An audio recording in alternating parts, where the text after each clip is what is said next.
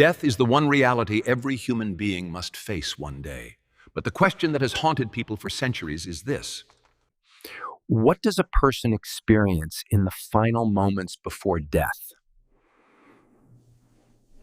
And today's story is not based on myths or imagination. These are real, emotional accounts told by doctors from hospitals in the United States.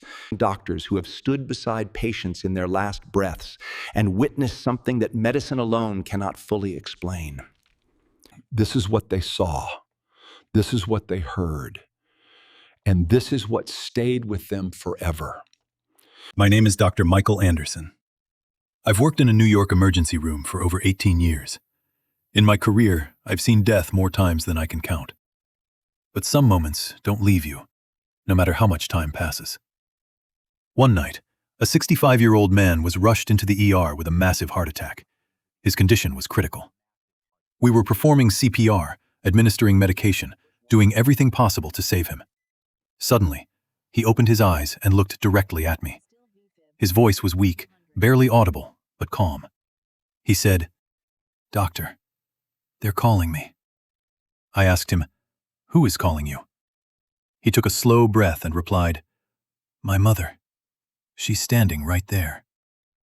According to his medical records, his mother had passed away more than 20 years earlier. What struck me the most was his expression.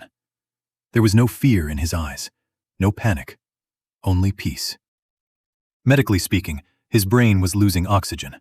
Science would call it a hallucination. But I've treated patients my entire life, and I had never seen someone so calm while dying. Moments later, his heart rate dropped, and he passed away. That night changed me, because in that room, death didn't feel like an ending. It felt like a transition. Many patients, just hours or minutes before death, begin speaking to people who are not physically present. One of my patients was a young woman in the final stage of cancer.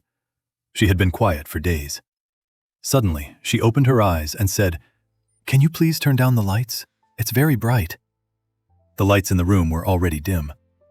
She smiled softly and whispered, "I think I'm going somewhere, and it feels peaceful." Her hands were cold, her breathing was shallow, but her face carried a gentle smile, as if she was being welcomed somewhere familiar. As doctors, we're trained to explain everything scientifically: chemical changes, brain activity, oxygen deprivation. But when nearly every dying patient describes similar experiences, light, loved ones, peace, you begin to wonder, is the human mind creating comfort? Or is there something more waiting on the other side? Trauma cases are violent, sudden, and unforgiving. But one patient's final words still echo in my mind. He was a victim of a severe car accident. Internal bleeding was extensive. We knew he didn't have much time. As I leaned close to monitor his breathing, he grabbed my hand. He said, "Doctor, please tell my wife that I'm okay. Tell her not to be afraid. I'm safe." Those words stunned me. Here was a man standing at the edge of death, yet he wasn't afraid. He wasn't begging to live. He was reassuring the people he loved. Seconds later, his grip loosened, and he was gone. In that moment, I realized something profound. Fear often belongs to the living, not the dying. These stories are not meant to prove what happens after death. They are simply experiences Shared by doctors who witness the final moments of human life. Science can explain the body, but the soul remains a mystery. And maybe in those final moments, humans are given peace so they don't have to be afraid. What do you believe happens at the exact moment of death? Is it simply the body shutting down, or is it the soul stepping into something beyond this world?